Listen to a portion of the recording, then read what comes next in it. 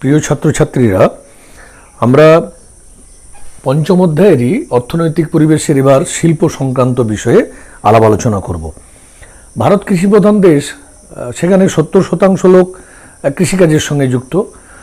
আর আমরা যদি টোটাল রেশিওটা দেখি, তার মধ্যে 15% মানুষ শিল্পে নিযুক্ত আছে। এখানে শিল্প কাকে বলে এ সম্বন্ধে আমাদের একটা পরিষ্কার ধারণা থাকা দরকার, যে প্রকৃতি থেকে প্রাপ্ত বিভিন্ন রকমের যে কাঁচামাল, সেটা কৃষিজ কাঁচামাল, খনিজ কাঁচামাল, বনজ কাঁচামাল, প্রাণীজ কাঁচামাল হতে পারে। সেই কাঁচামালগুলোকে বা সেই সম্পদগুলোকে নিয়ে মানুষের চাহিদা অনুযায়ী ব্যবহারের উপযোগী পণ্যে কার্যকরী করার যে প্রক্রিয়া বা তার যে উৎপাদন ব্যবস্থা, আমরা যে পদ্ধতির দ্বারা ওই সমস্ত সম্পদকে একত্রিত করে সেখান থেকে বিভিন্ন ধরনের পণ্য সামগ্রী উৎপাদন করি, সেই পদ্ধতিটাকে, সেটাকেই আমরা শিল্প বলবো। অর্থাৎ প্রকৃতি থেকে প্রাপ্ত নানান সামগ্রী, কৃষিজ, বনজ, খনিজ, প্রাণীজ সম্পদ, সেটাকে মানুষের ব্যবহার উপযোগী করে তোলা হয় যে পদ্ধতির দ্বারা, যেখানে করা হয় সেটাকে, যে প্রক্রিয়ার দ্বারা, সেটাকে আমরা শিল্প বলবো। এখন শিল্প বলতে গেলে মূলত আমরা যদি ধরি, সেটা যন্ত্রশিল্পকেই আমরা গুরুত্বপূর্ণভাবে ধরবো। এছাড়াও অন্যান্য অনেক ধরনের শিল্প সম্বন্ধে আমাদের আলাপ আলোচনা হবে। আমরা আজকে লৌহ ইস্পাত শিল্প, বস্ত্রবয়ন শিল্প, অটোমোবাইল শিল্প এবং পেট্রোরসায়ন শিল্প সম্পর্কে আলোচনা করব এই অধ্যায়টি। এখন শিল্প স্থাপনের জন্য আমরা কোনো একটা নির্দিষ্ট জায়গাকে বেছে নিতে পারি। সব জায়গাতে শিল্প হয় না। আমি যেখানে, তোমরা যেখানে রয়েছো, এখানে কোথাও কোনো কলকারখানা নেই। তাহলে প্রশ্নটা আসতে পারে, এখানে কলকারখানা নেই অথচ জামশেদপুরে কলকারখানা আছে, হুগলি নদীর উভয় তীরে কলকারখানা আছে, মুম্বাই, পুনা কলকারখানা আছে, গুরগাঁওতে কলকারখানা আছে। তাহলে শিল্প স্থাপনের জন্য একটা নির্দিষ্ট প্রাকৃতিক এবং অর্থনৈতিক পরিবেশের প্রচণ্ড দরকার হয়। সেই পরিবেশটা যদি থাকে, সেখানে শিল্প স্থাপন করা যাবে। তাহলে আমরা এই যে টপিকসটা আমরা এখানে আলোচনা করব, যে শিল্প স্থাপনের কারণগুলো কী কী। না, শিল্প স্থাপনের কারণের ক্ষেত্রে নাম্বার 1 পয়েন্ট যেটা, কাঁচামালের প্রাচুর্য। আমরা একটা জায়গাতে স্থান নির্ণয় করলাম, অর্থাৎ অবস্থানগত সুবিধা। একটা সমতল জায়গা হতে হবে। একটা বড় বড় কলকারখানা তৈরি করতে গেলে, কলকারখানা, তাতে কাজ করা লোকজন, তাদের কমিউনিটি, তাদের জন্য তৈরি করা বাজার, তাদের জন্য স্কুল, তাদের জন্য হাসপাতাল, বিনোদনের জন্য জায়গা, এই সামগ্রিকতার জন্য একটা বড় স্পেস বা জায়গার দরকার হয়। তাহলে অবস্থানগত সুবিধা বা সমতল জায়গা পেলে সেখানে শিল্প তৈরি করা যাবে। তার সঙ্গে মূল যেটা জিনিস, সেটা কাঁচামালের প্রাচুর্যর দরকার। কাঁচামাল মানে আমি লৌহ ইস্পাত শিল্প, তাহলে লৌহ ইস্পাত শিল্পের যে কাঁচামালগুলো, সেগুলো ওখানে লাগবে। বস্ত্রশিল্প তৈরি করতে গেলে বস্ত্রশিল্পের কাঁচামাল লাগবে। অটোমোবাইল ইন্ডাস্ট্রি তৈরি করতে গেলে অটোমোবাইলের কাঁচামাল লাগবে। পেট্রোরসায়ন শিল্প তৈরি করতে গেলে পেট্রোরসায়ন শিল্পের কাঁচামাল লাগবে। কাঁচামালের যোগান দরকার। শিল্পে প্রচুর পরিমাণে জল প্রয়োজন হয় কাঁচামাল হিসাবে। সে কারণে দেখবে গোটা পৃথিবীর যেখানে যত বড় বড় ইন্ডাস্ট্রিয়াল সেক্টর আছে, কোথাও কোনো না কোনো নদী, কোনো হ্রদ, জলাশয় ইত্যাদির ধারে কিন্তু গড়ে তোলার চেষ্টা হয়েছে। পৃথিবীর সমস্ত ইন্ডাস্ট্রিয়াল মানচিত্রটাকে যদি আমরা দেখি, জল একটা খুব গুরুত্বপূর্ণ বিষয়। জলবায়ু একটা গুরুত্বপূর্ণ বিষয়। কোনো জায়গাতে আমরা শিল্প তৈরি করতে গেলে সেখানে অনুকূল জলবায়ু দরকার, এবং পাশাপাশি কাঁচামালের যোগানের একটা সান্নিধ্য দরকার। বিভিন্ন ধরনের কাঁচামাল যেন সংলগ্ন অঞ্চল থেকে পাওয়া যায়। অর্থনৈতিক কারণের ক্ষেত্রে প্রচুর পরিমাণে বিদ্যুৎ, এখন তো বিদ্যুতের সাহায্যেই যন্ত্রপাতি, যন্ত্রাংশগুলো সচল হয়, ফলে বিদ্যুতের দরকার। সেটা তাপবিদ্যুৎ, পরমাণু বিদ্যুৎ, জলবিদ্যুৎ, যে কোনো ধরনের বিদ্যুতের উৎস দরকার। পরিবহন ব্যবস্থা ভালো দরকার, রাস্তাঘাট ভালো হতে হবে। কাঁচামাল যেখানে পাওয়া যাচ্ছে, সেখান থেকে শিল্পের জায়গাতে কাঁচামালকে আনতে হবে। এখানে উৎপাদিত পণ্য হয়ে যাওয়ার পর সেই উৎপাদিত পণ্যটা দেশের বিভিন্ন জায়গাতে, শহরাঞ্চলে পাঠিয়ে দিতে হবে, গ্রামাঞ্চলে পাঠিয়ে দিতে হবে। পরিবহন ব্যবস্থা ভালো দরকার।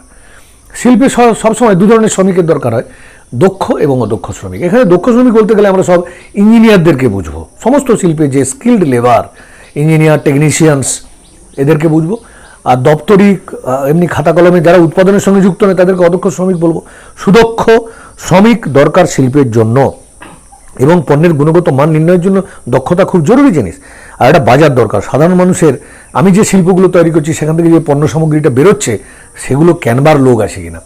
আমাদের ভারত লৌহ ইস্পাত শিল্পে উন্নতি করছে, বস্ত্রশিল্পে উন্নতি করছে, অটোমোবাইল ইন্ডাস্ট্রিতে উন্নতি করছে। কারণ কি, আমাদের এখানে অভ্যন্তরীণ চাহিদাটা বেশি, মানুষের কেনার ক্ষমতা রয়েছে, মানুষের চাহিদা বেশি রয়েছে, সেই জন্য যোগানটা ঠিকঠাকভাবে দেওয়া সম্ভব হবে। আর কি, মূলধন দরকার। শিল্প স্থাপনের জন্য জমি ক্রয় করা থেকে শুরু করে প্রয়োজনীয় যন্ত্রাংশ, যন্ত্রপাতি, কাঁচামাল, সব কিছুর জন্য প্রচুর পরিমাণে মূলধন দরকার। এই মূলধন দুটো জায়গা থেকে আসতে পারে। কেউ বেসরকারি উদ্যোগে, আমি নিজেই শিল্পপতি হতে পারি, আবার সরকার বড় বড় শিল্প তৈরি করতে পারে। স্বাভাবিকভাবেই শিল্প স্থাপনের জন্য মূলধনের দরকার হয়ে পড়ে প্রচুর। এছাড়াও প্রযুক্তিবিদ্যাকে ব্যবহার করতে হবে, সরকারি নীতি ভালো হতে হবে, ব্যাংকিং ব্যবস্থার সুবিধা ভালো থাকতে হবে, রাজনৈতিক স্থিতিশীলতা থাকতে হবে। একটি প্রোডাক্টিভ জোনে বা উৎপাদনশীল অঞ্চলে কোনো রকমের রাজনৈতিক হাঙ্গামা বদমাইশি এগুলো করা যাবে না। তার এই এতগুলো ব্যবস্থাপনা থাকলে তবে সেখানে গিয়ে শিল্প স্থাপন করা সম্ভব হবে। কাঁচামালকে নিয়ে আলোচনা করতে গেলে আমাদের দুটো বিষয় তোমাদের কাছে পরিষ্কার করা দরকার, যেটা একটা বিশুদ্ধ কাঁচামাল, মানে যেসব কাঁচামালের ওজন এবং তা থেকে উৎপন্ন পণ্য সামগ্রী শিল্পদ্রব্যের ওজন প্রায় সমান থাকে। একটা কাঁচামাল এবং সেখান থেকে যে আমি শিল্প পণ্যটা উৎপন্ন করছি তাদের দুজনের ওজন যদি সমান থাকে তখন তাকে আমরা বিশুদ্ধ কাঁচামাল বলবো। অর্থাৎ শিল্প প্রক্রিয়াকরণের ফলে কাঁচামালের ওজনটা মোটেই হ্রাস পায় না। যেমন তুলো, পাট, রেশম, পশম, এই সমস্ত শিল্পগুলোকে আমরা বিশুদ্ধ কাঁচামালের অন্তর্গত বলি। আর এটাকে এইভাবেও আমরা ব্যাখ্যা দিতে পারি যে যখন কোনো জায়গার একটা কাঁচামাল উৎসস্থল থেকে শিল্পকেন্দ্রে কাঁচামালকে যখন আমরা পরিবহন করে নিয়ে যাই, সেখানে যে পরিবহন ব্যয়টা হয় এবং বাজারে শিল্পদ্রব্যের পরিবহন ব্যয় দুটোই যখন সমান হয় তখন তাকে আমরা ফুডলুজ ইন্ডাস্ট্রি বা শিকড় আলগা শিল্প বলে চিহ্নিত করব। ব্যাপারটা আরেকবার বলে দিই, কোনো কাঁচামালকে আমরা উৎসস্থল থেকে শিল্পকেন্দ্রে নিয়ে গেলাম, সেখানে যে পরিবহন ব্যয়, আবার শিল্পে উৎপাদিত পণ্য যেটা হচ্ছে সেটাকে আমরা আবার বাজারে নিয়ে গেলাম, এই দুটো ব্যয়ের ভারসাম্য যখন থাকে, ব্যয়টা যখন সমান থাকে, তখন তাকে আমরা অস্থাণু বা শিকড় আলগা শিল্প বা ফুডলুজ ইন্ডাস্ট্রি বলে চিহ্নিত করব। আর অশুদ্ধ কাঁচামাল বলতে গেলে আমরা কি বুঝবো না? অশুদ্ধ কাঁচামাল এইটা যে যেসব কাঁচামালের ওজন অপেক্ষা শিল্পদ্রব্যের ওজন কমে যায়। মানে আমি একটা কাঁচামাল থেকে কিছু শিল্পপণ্য তৈরি করছি, দেখা গেল কাঁচামালের যে ওজনটা ছিল তার তুলনায় শিল্পদ্রব্যের ওজনটা অনেকখানি কমে গেছে, তখন সেই ধরনের সেটাকে আমরা অশুদ্ধ কাঁচামাল বলবো বা সেটাকে ভার হ্রাসশীল শিল্প বলবো, যেমন লোহা, তামা, বক্সাইট ইত্যাদি ইত্যাদি ব্যাপার। উৎসস্থল থেকে শিল্পকেন্দ্রে কাঁচামাল পরিবহন ব্যয়, আবার বাজার শিল্প থেকে বাজারে নিয়ে যাওয়ার জন্য যে ব্যয়টা বেশি হয়। আমি কাঁচামালটাকে শিল্পে আনলাম, এখানে পণ্য সামগ্রীতে রূপান্তরিত করলাম, করার পর এটাকে যখন বাইরে নিয়ে যাচ্ছি তখন তার উৎপাদন ব্যয়ের মধ্যে সাযুজ্য থাকছে না, একটা মিল থাকছে না, ব্যয়টা বেশি হচ্ছে, তখন তাকে আমরা সেই শিল্পকে স্থাণু শিল্প বলবো। ইস্পাত, অ্যালুমিনিয়াম, কাগজ, চিনি ইত্যাদি ইত্যাদি এই শিল্পের মধ্যে পড়ে। এবার তোমাদের যেটা জানার দরকার যে লৌহ ইস্পাত শিল্পের ইতিহাসটা কি, লৌহ ইস্পাত শিল্প ভারতে গড়ে উঠল কেন না, এটা জানা দরকার যে লৌহ ইস্পাত শিল্প প্রথম যে সময় গড়ে উঠেছিল 1830 সাল দক্ষিণারকটের পোর্টো নোভা। 1830 মানে ব্রিটিশ পিরিয়ড, তখন ব্রিটিশরা এখানে শাসন করছে। যান্ত্রিক প্রথায় প্রথম 1874 সাল। আমরা একটু সৌভাগ্যবান, আমাদের পশ্চিমবঙ্গের কুলটিটা বর্ধমান জেলায় ছিল, এখন বোধহয় আসানসোল জেলার মধ্যে পড়েছে, এখন মানে বোধ হয় নয়, একবারে আসানসোল জেলাতেই পড়েছে। তার মানে ওই কাছাকাছি রানীগঞ্জ, দিশেরগড়, অন্ডাল, বিভিন্ন সব কয়লার খনি আছে, ওটাকে কেন্দ্র করেই ওটা গড়ে উঠতে লক্ষ্য করা গেছে। এখন এই যে লৌহ ইস্পাত শিল্প কেন্দ্র আমাদের গড়ে উঠছে, আমি প্রথমে ভারতীয় লৌহ ইস্পাত শিল্প কেন্দ্র গড়ে ওঠার কারণগুলো আলোচনা করে দেবো। তার আগে একটা ছোট প্রশ্ন পড়ে তোমাদের, যে লৌহ ইস্পাত শিল্পের কাঁচামালগুলি কী কী কাঁচামাল? 1 নম্বর হচ্ছে আকরিক লোহা লাগবে প্রচুর পরিমাণে, স্পঞ্জ লোহা লাগে, স্ক্র্যাপড লোহা লাগে, কয়লা লাগে, চুনাপাথর লাগে, ডলোমাইট লাগে, ম্যাঙ্গানিজ লাগে, ক্রোমিয়াম লাগে, নিকেল লাগে, টাংস্টেন লাগে, ভ্যানাডিয়াম লাগে, প্রচুর জল লাগে। এই যে কয়লাটা বলেছি, কয়লার থেকে যেটা পাওয়া যায় কোকটা লাগে। ইস্পাতটা কীভাবে তৈরি হয় জানো তো? তোমাদের বাড়িতে দেখবে যেমন খিচুড়িটা যেভাবে তৈরি হয় ঠিক সেরকমভাবে, অর্থাৎ একটি বড় পাত্র ক্রেনে করে বড় একটা চুল্লিতে বসানো হলো, একটা উনুন। ইস্পাত শিল্পের উনুন তৈরি করতেই কয়েক কোটি টাকা খরচ হয়। বড় চুল্লির ওপর একটা বড় হাঁড়ির মতো একটা পাত্র রাখা হলো ক্রেনে করে, তারপর সেখানে প্রচুর জল দেওয়া হলো। আমরা সেখানে আকরিক লোহা, ডলোমাইট, চুনাপাথর, নিকেল, যে ধরনের স্টিল তৈরি করব সেই উপাদানটা দেবো। আমি যদি ম্যাঙ্গানিজ স্টিল তৈরি করি ম্যাঙ্গানিজ দেবো, কিন্তু জল, আকরিক লোহা, ডলোমাইট, চুনাপাথর, ম্যাঙ্গানিজ যেগুলো দিলাম কেউ কিন্তু গলছে না। কোক যতক্ষণ না দিই ততক্ষণ গলবে না। কোকটা দেওয়ার পরে কোকটা গলবে, তারপর সে রাসায়নিক বিক্রিয়া করে অন্যান্য ধাতুগুলোকে গলিয়ে একটা ধাতুর মিশ্রণ তৈরি করবে, সেটাই কিন্তু ইস্পাত। এইগুলো কখনো যদি তোমাদের সুযোগ সুবিধে ঘটে, তোমরা বড় হয়ে যখন ভূগোল পড়বে তখন কলকারখানা দেখে তোমাদের এই উপলব্ধিগুলো ক্লিয়ার হয়ে যাবে। এবার আমাদের যে আলাপ আলোচনাটা হবে লৌহ ইস্পাত শিল্প গড়ে ওঠার কারণ কি, এখানে একটা প্রশ্ন খুব গুরুত্বপূর্ণভাবে পড়ে। এখানে আমি যদি উল্লেখ করে দিই, মধ্য ও পূর্ব ভারতে লৌহ ইস্পাত শিল্প কেন্দ্র গড়ে ওঠার কারণটা কি, এই প্রশ্নটা বেশি পড়ে মধ্য ও পূর্ব ভারত। আমরা যদি দেখি মধ্য পূর্ব ভারতের মধ্যে পশ্চিমবঙ্গের বার্নপুর, কুলটি, দুর্গাপুর, জামশেদপুর, বোকারো এবং রাউরকেল্লা, ভিলাই, বিশাখাপত্তনম এই ইস্পাত কারখানাগুলো রয়েছে। ভারতের অন্য কোনো জায়গাতে কিন্তু এত ইস্পাত কারখানার সন্নিবেশ বা সমাবেশ দেখা যায়নি। তাহলে পার্টিকুলার ওই জায়গাতে এক জায়গাতে কেন্দ্রীয় ভবন ঘটলো কেন? ইংরেজিতে সেন্ট্রালাইজেশন, বাংলাতে একদেশতা বা কেন্দ্রীয় ভবন ইত্যাদি বলতে পারি আমরা। তাহলে স্বাভাবিকভাবেই এখানে লৌহ ইস্পাত শিল্প কেন্দ্র গড়ে ওঠার কারণ কি? মূল কারণ এখানে এই গোটা অঞ্চলটা কিন্তু বেশিরভাগই মালভূমি অঞ্চল এবং মালভূমি প্রান্ত দেশ। ফলে এখানে কৃষিকাজ খুব একটা ভালো হয় না, তুলনামূলক কম। আর স্বাভাবিকভাবে এই জায়গাটাতে ছোটনাগপুর মালভূমি সহ সংলগ্ন খনিজ সম্পদে সমৃদ্ধ অঞ্চল রয়েছে। তাহলে এখানে লৌহ ইস্পাত শিল্পের যে প্রয়োজনীয় কাঁচামাল, সেই কাঁচামালের সহজলভ্যতা রয়েছে। অর্থাৎ মধ্য পূর্ব ভারতের আকরিক লোহা প্রচুর পরিমাণে পাওয়া যায়। ঝাড়খণ্ডের গুয়া, বুদ্রাবুরু, পানশিরাবুরু, কোটামাটিবুরু, উড়িষ্যার সুলাইপথ, বাদাম পাহাড়, গরুমইশানি, তারপরে ছত্তিশগড়ের দাল্লিরাজারা, চান্দা, এই সমস্ত জায়গাগুলো থেকে আকরিক লোহা প্রচুর পরিমাণে পাওয়া যায়। এমনকি অন্ধ্রপ্রদেশের কুডাক্কা, কুন্নুর, নেলোর থেকে আকরিক লোহা পাওয়া যায়।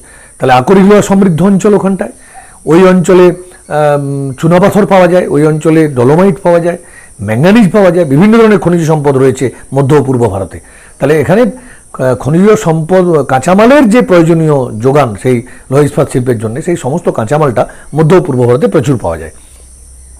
শিল্পের জন্য প্রয়োজনীয় জল আমরা যদি দেখি, জামশেদপুর সুবর্ণরেখার একটা কানেক্টিং নদী খড়কাই নদীর ধারে অবস্থান করছে। দুর্গাপুর আমরা দামোদর নদীর থেকে জল যায়।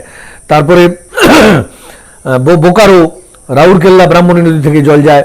অন্যান্য যে সমস্ত শিল্প কেন্দ্রগুলো আছে সব সেখানে পাশাপাশি জলের সঠিক যোগান বা রয়েছে, কারণ ইস্পাত শিল্পে প্রচুর পরিমাণে জল লাগে। আর কি না, বিদ্যুৎ শক্তি। মধ্য পূর্ব ভারতে প্রচুর তাপবিদ্যুৎ কেন্দ্র রয়েছে। দুর্গাপুরের তাপবিদ্যুৎ কেন্দ্র রয়েছে, বোকারোতে তাপবিদ্যুৎ কেন্দ্র রয়েছে, জামশেদপুরের তাপবিদ্যুৎ কেন্দ্র রয়েছে। তারপরে তোমার মধ্য পূর্ব ভারতের অন্যান্য যেমন হীরাকুদ জলবিদ্যুৎ প্রকল্প থেকে জলবিদ্যুৎ সেখানে যাচ্ছে। ছত্তিশগড়ের তাপবিদ্যুৎ কেন্দ্র থেকে ওই অঞ্চলের ইস্পাত কারখানাগুলোতে বিদ্যুতের যোগান দেওয়া হয়। ফলে বিদ্যুতের সুলভ যোগান ওখানে রয়েছে। আর মালভূমি অঞ্চল হওয়ার জন্য ওখানকার ভূমিভাগ প্রচণ্ড শক্ত, সেই জন্য সেখানে ভালো ভালো রাস্তাঘাট নির্মাণ করার সুবিধা। কারণ কাঁচামালগুলো হিসেবে লৌহ ইস্পাত শিল্পের কাঁচামাল অত্যন্ত ওজন বেশি, সেগুলোর জন্যে রাস্তাঘাট অত্যন্ত ভালো, রেলপথের যোগাযোগ রয়েছে, সড়ক পথের যোগাযোগ রয়েছে।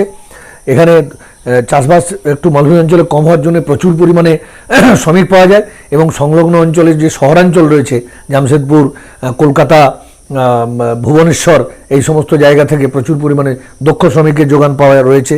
আমরা কলকাতা, হলদিয়া বন্দর, তারপরে পারাদ্বীপ বন্দর, বিশাখাপত্তনম বন্দরের নৈকট্য রয়েছে আন্তর্জাতিক বাণিজ্যের জন্য। আমরা এখান থেকে উৎপাদিত ইস্পাতজাত দ্রব্য বিদেশে পাঠাতে পারি, আর ইস্পাতজাত শিল্পের জন্য বিভিন্ন জিনিসপত্রকে বাইরের থেকে আনতে পারি, সেই সুযোগ সুবিধাটা এখানে রয়েছে। এছাড়া আন্তর্জাতিক ক্ষেত্রে ইস্পাতের গুণগত মান বৃদ্ধির জন্য উন্নত প্রযুক্তিকে কাজে লাগাতে হচ্ছে। আমরা যদি উন্নত প্রযুক্তির সাহায্যে উন্নত ইস্পাত তৈরি করতে না পারি, তাহলে পৃথিবীর যেসব রপ্তানিকারক উন্নত ইস্পাতজাত দেশ আছে তারা কিন্তু তাদের সঙ্গে আমরা পিছিয়ে পড়বো। ফলে উন্নত প্রযুক্তি ব্যবহার করা হচ্ছে। আর দক্ষিণ পূর্ব এশিয়ার দেশ হিসাবে ভারতের উৎপাদিত ইস্পাতের একটা অভ্যন্তরীণ এবং বৈদেশিক চাহিদা আছে, সেই কারণে কিন্তু এখানে ইস্পাত শিল্প কেন্দ্রগুলো গড়ে উঠতে লক্ষ্য করা গেছে।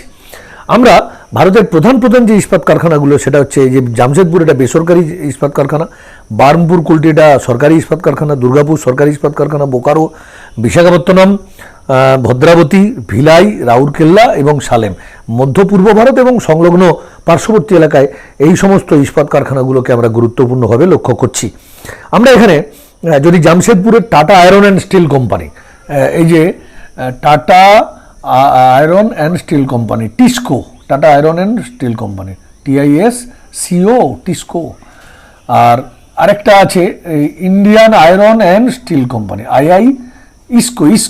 ইসকো। আর আমাদের steel authority of India limited বলে একটি সংস্থা আছে, সেল যেটাকে বলি আমরা, কেন্দ্রীয় সরকারের একটি সংস্থা। এই কেন্দ্রীয় সরকারের সংস্থাটি ভারতের লৌহ ইস্পাত শিল্পের উন্নতি, বাণিজ্য ইত্যাদিগুলোকে খুব গুরুত্বপূর্ণভাবে দেখে। তো জামশেদপুরে যে টিসকো, আজকের যে বিহার সেটা এখন, আগের যে বিহার এটা এখন ঝাড়খণ্ড হয়েছে। সুবর্ণরেখা ও তার উপনদী খড়কাইয়ের মিলনস্থলে 1907 সালে জামশেদজি টাটা এই ইস্পাত কারখানাটা তৈরি করেন। উৎপাদন শুরু হয় 1911 সাল থেকে।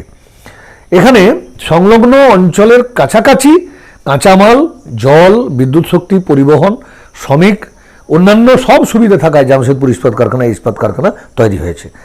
Burnpur Indian iron and steel company পশ্চিমবঙ্গের বর্ধমান জেলা আসানসোলের কাছে দামোদর নদীর তীরে, এখানে দামোদর নদীর জলটা ব্যবহার করা হয়।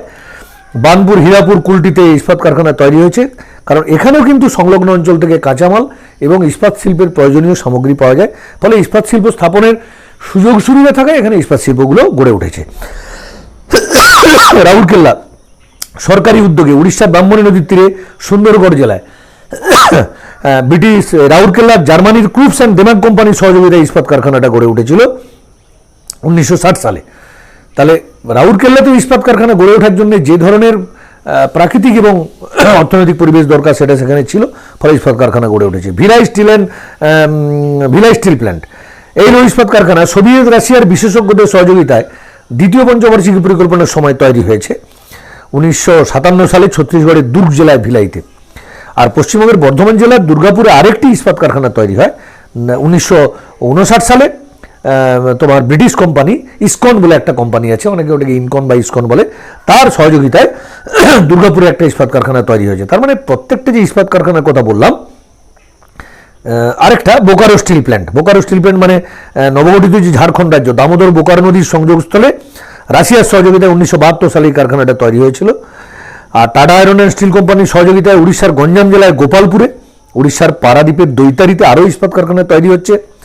ভদ্রাবতীর বিশ্বেশ্বরাইয়া iron and steel company Karnataka রাজ্যের ভদ্রা নদীর তীরে এই কারখানাটা তৈরি হয়েছে। এটার আগের নাম ছিল Mysore steel iron and steel company. Visakhapatnam ভারতের বন্দর ভিত্তিক আধুনিক ইস্পাত কারখানা বালাচেরেবু স্টিল প্ল্যান্ট, এটার নাম বিশাখাপত্তনমে রয়েছে। পূর্বতন সোভিয়েত ইউনিয়নের সহযোগিতায় এটা তৈরি হয়েছে। এছাড়া তামিলনাড়ু সালেমে একটা স্টিল প্ল্যান্ট তৈরি হয়েছে। আর কর্ণাটক রাজ্যের হসপেটের কাছে বিজয়নগরে জিন্দাল বিজয়নগর স্টিল লিমিটেড বলে আরেকটি ইস্পাত কারখানা তৈরি হয়েছে। তার মানে আমরা মধ্য পূর্ব ভারত এবং দক্ষিণ ভারতের কিছুটা অংশ জুড়ে ইস্পাত কারখানাগুলোর অবস্থান লক্ষ্য করছি। এবারে দুর্গাপুর লৌহ ইস্পাত শিল্পকেন্দ্রকে আমরা জার্মানির রুর শিল্পাঞ্চলের সঙ্গে তুলনা করে এটাকে ভারতের রুর শিল্পাঞ্চল বলি। তার কারণটা এটাই যে জার্মানির রুর উপত্যকায় রুর শিল্পাঞ্চল তার কাছাকাছি প্রচুর লৌহ ইস্পাত শিল্প, ইঞ্জিনিয়ারিং শিল্প, রাসায়নিক শিল্প গড়ে উঠেছিল। দুর্গাপুরেও তেমনি রানীগঞ্জ, অন্ডাল, দিশেরগড় এবং সংলগ্ন ছোটনাগপুর মালভূমি থেকে খনিজ সম্পদকে সংগ্রহ করে নিয়ে এসে দুর্গাপুরে শুধু লৌহ ইস্পাত শিল্প গড়ে উঠেছে তা নয়, দুর্গাপুরে লৌহ ইস্পাত শিল্প এবং ইঞ্জিনিয়ারিং শিল্প এবং অন্যান্য অনেক রাসায়নিক শিল্প, অন্যান্য শিল্প গড়ে উঠেছে। সেই জন্যে জার্মানির রুড শিল্পাঞ্চলের সঙ্গে ভারতের দুর্গাপুর শিল্পাঞ্চলের একটা শিল্পগত সাদৃশ্যের জন্য আমরা দুর্গাপুরকে ভারতের রুড শিল্পাঞ্চল বলে থাকি। এটা অনেক সময় একটা 2 নম্বরের প্রশ্ন দিতে পারে। আমরা এখন কার্পাস বয়ন শিল্প সম্পর্কে আলোচনা করব। 1851 সালে মুম্বাইতে প্রথম কার্পাস বস্ত্র বয়ন শিল্প কেন্দ্র স্থাপনের পর থেকে এই শিল্পের অগ্রগতিটা আমরা উল্লেখযোগ্যভাবে লক্ষ্য করি। এখন কার্পাস বয়ন শিল্প হচ্ছে ভারতের সবথেকে একক বৃহত্তম শিল্প। আমরা যদি কার্পাস বয়ন শিল্পকে শ্রেণীবিন্যাস করি তাহলে সেখানে দেখা যাবে তাঁত শিল্প। তাঁতের আবার 2টো ভাগ আছে, একটা হস্তচালিত তাঁত, একটা শক্তিচালিত তাঁত। আর কাপড়ের কল বা মিলটাকে আমরা 3টে ভাগে ভাগ করতে পারি। একটা সুতা উৎপন্ন হওয়ার জন্য সুতাকল, একটা বয়নকল আর একটা সুতা বয়নকল। এখন প্রথমে আমাদের যে আলোচনাটা দরকার সেটা হচ্ছে যে ভারতে কার্পাস বয়ন শিল্প গড়ে ওঠার কারণগুলি কী কী। ভারতে কার্পাস বয়ন শিল্প গড়ে ওঠার কারণগুলি যথাক্রমে আমি আমার আলোচনা করছি। আমরা যদি ভারতের মানচিত্রের দিকে তাকাই তাহলে স্বাভাবিকভাবেই দেখব আমাদের বেশিরভাগ কাপড়ের কল মুম্বাই শহর এবং আমেদাবাদ শহর, গুজরাটের আমেদাবাদ এবং মহারাষ্ট্রের মুম্বাই শহরকে কেন্দ্র করে রয়েছে এবং তার আশেপাশে অন্যান্য অনেকগুলো শহরকে কেন্দ্র করে রয়েছে। তাহলে অনেক সময় প্রশ্ন পড়ে এটাই যে ভারতের পশ্চিমাঞ্চলে কার্পাস বা বস্ত্রবয়ন শিল্পের কেন্দ্রীভবনের কারণটা কি। আমরা যদি দেখি কোনো একটা নির্দিষ্ট অঞ্চলে একাধিক অসংখ্য কলকারখানার সমাবেশ থাকে তখন সেই বিশেষ শিল্পে সেটাকে একদেশী ভবন আমরা বলবো। তাহলে পশ্চিমাঞ্চলে মহারাষ্ট্র এবং গুজরাটে ওই শিল্পের একদেশী ভবন সম্ভব। আমরা এখানে আলোচনা করব সুলভ কাঁচামাল পাওয়া যাচ্ছে পশ্চিমাঞ্চলে আমেদাবাদ এবং মুম্বাই শহরের জন্য।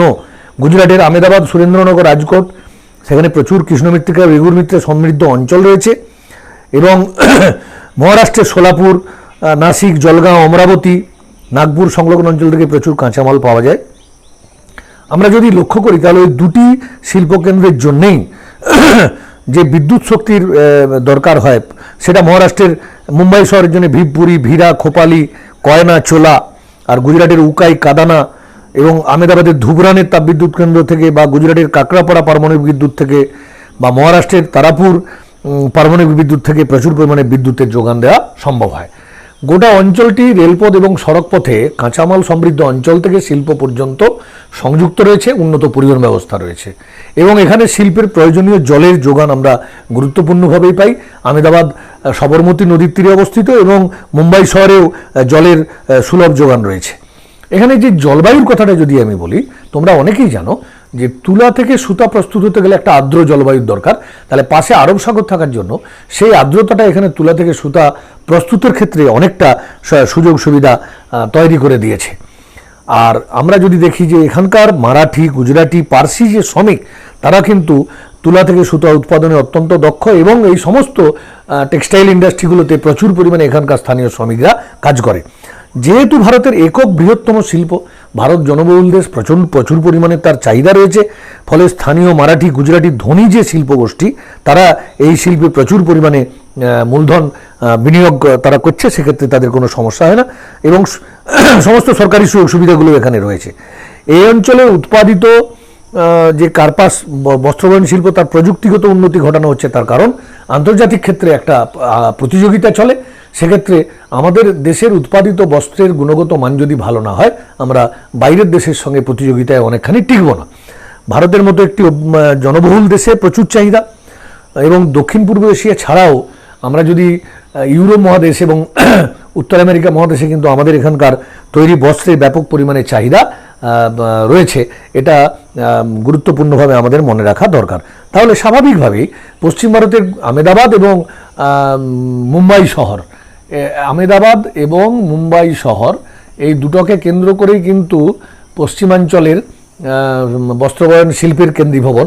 তাহলে তার যে সুবিধাটা, কেন সেখানে এত বস্ত্রবয়ন শিল্প গড়ে উঠলো না, সেটাকে যদি আবার একটু শর্ট করে বলি, কাঁচামালের সহজলভ্যতা, বিদ্যুৎ শক্তির সুলভ যোগান, উন্নত পরিবহন, জলের যোগান রয়েছে, জলবায়ুর সুবিধা রয়েছে, অনুকূল জলবায়ু, দক্ষ শ্রমিকের সুযোগ সুবিধা, মূলধনের যোগান, প্রযুক্তিগত বিষয়টাকে কাজে লাগানো হচ্ছে, চাহিদা, এবং এখানে কান্দালা বন্দর, সুরাট বন্দর, মুম্বাই বন্দর দিয়ে বস্ত্রবয়ন শিল্পের যন্ত্রাংশ বিদেশ থেকে আনা আর এখানকার উৎপাদিত পণ্য সামগ্রী বিদেশে পাঠানোর সুযোগ সুবিধার জন্যই পশ্চিমাঞ্চলে মুম্বাই এবং আহমেদাবাদকে কেন্দ্র করে বস্ত্রবয়ন শিল্পের কেন্দ্রীভবন লক্ষ্য করা যায়। আমরা যদি কার্পাস শিল্পের অবস্থানটাকে দেখি, সেটাকে চারটে অঞ্চলে ভাগ করে দেবো। একটা পশ্চিমাঞ্চল, যেটা প্রধান, তারপর পূর্বাঞ্চল, উত্তরাঞ্চল এবং দক্ষিণাঞ্চল।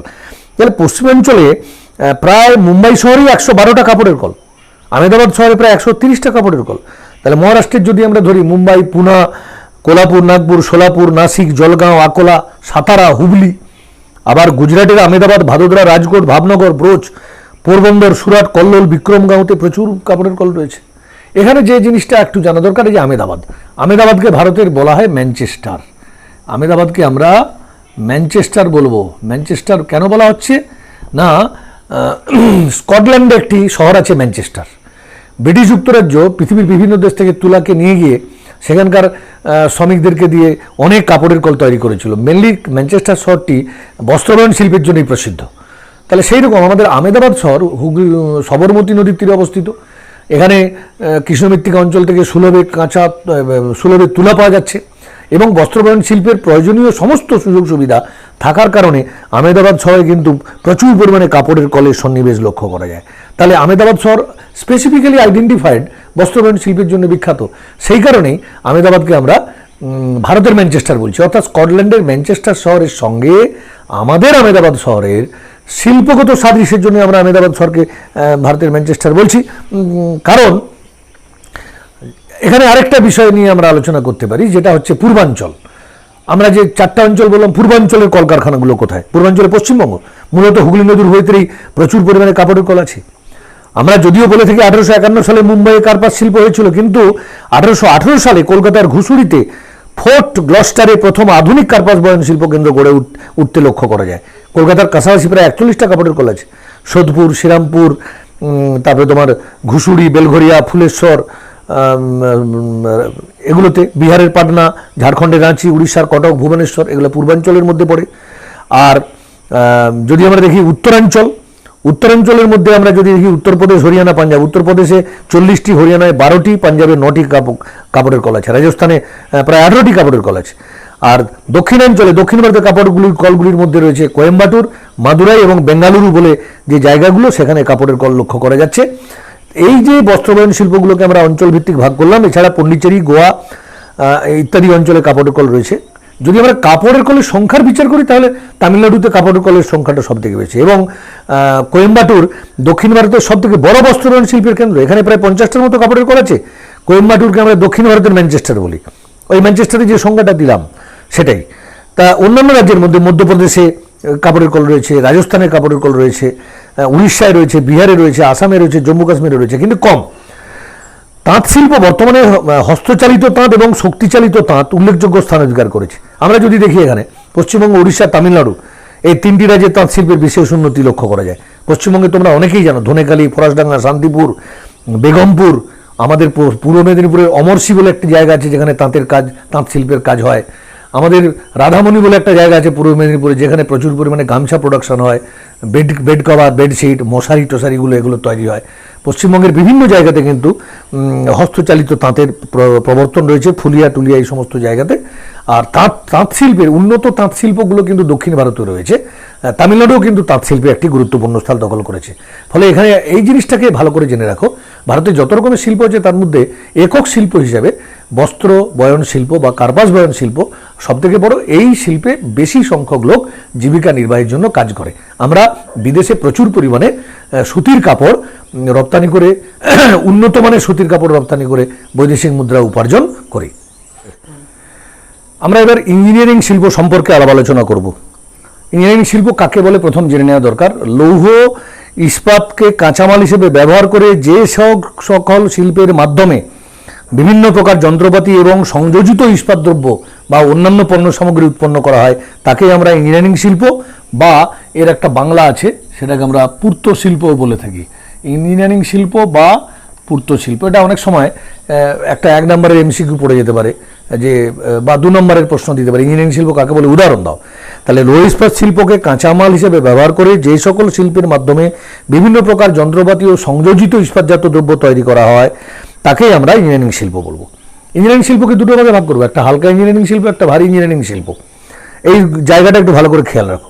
হালকা বা কম ওজনের যন্ত্রপাতি, সূক্ষ্ম যন্ত্রপাতি, হালকা ইঞ্জিনিয়ারিং, সূক্ষ্ম বৈজ্ঞানিক যন্ত্রপাতি, radio, television, camera, tape recorder, time machine, ঘড়ি, বৈদ্যুতিক পাখা, সেলাই কল, সাইকেলের যন্ত্রাংশ, ইলেকট্রনিক যন্ত্রাংশ, এগুলোকে আমরা হালকা ইঞ্জিনিয়ারিং শিল্পের অন্তর্গত বলে চিহ্নিত করব। বর্তমানে ভারতে সরকারি এবং বেসরকারি উদ্যোগে প্রচুর হালকা ইঞ্জিনিয়ারিং শিল্প গড়ে উঠতে লক্ষ্য করা গেছে। আমি কয়েকটি সরকারি বেসরকারি হালকা ইঞ্জিনিয়ারিং শিল্প কেন্দ্রের নাম বলছি, যেমন হিন্দুস্তান মেশিন টুলস, এইচএমটি মানে হিন্দুস্তান মেশিন টুলস, কর্ণাটকের বেঙ্গালুরু, কাশ্মীরের শ্রীনগরে রয়েছে।